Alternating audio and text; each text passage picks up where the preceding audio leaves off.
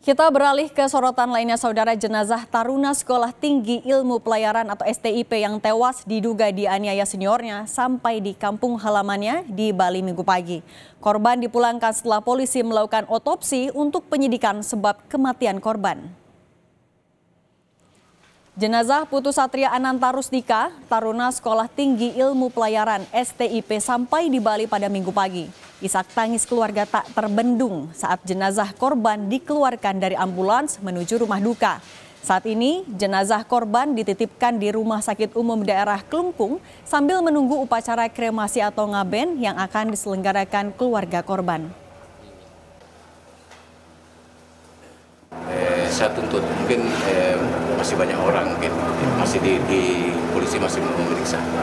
Tadi dugaannya ada lebih dari satu pelaku. Ya, masih di Indonesia.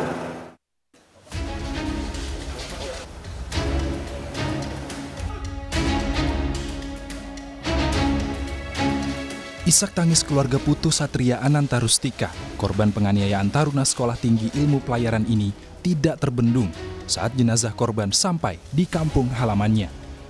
Jenazah korban dipulangkan ke rumah duka di Bali untuk disemayamkan menggunakan upacara adat. Saat ini jenazah dititipkan di Rumah Sakit Umum Daerah Klungkung, Bali, sambil menunggu upacara kremasi yang rencananya akan dilaksanakan 11 Mei nanti. Keluarga berharap kasus ini diusut tuntas dan tersangka mendapatkan hukuman yang setimpal dengan tindakannya. Ya, saya mohon dari pihak polisian untuk menggali lebih jauh keterangan, biar saya rasa tidak mungkin dilakukan satu orang. Menurut itu kejadian kena pukulan kan, kalau satu orang melakukan kan nggak mungkin. Saya minta biar pelaku bisa menerangkan lah kejadian sebenarnya. Dari hasil gelar perkara, polisi menetapkan satu tersangka kasus penganiayaan berinisial TRS yang merupakan mahasiswa tingkat 2 STIP Cilincing. Tersangka menganiaya korban usai berkegiatan di kampus. Tersangka tunggal di dalam proses atau peristiwa pidana ini yaitu saudara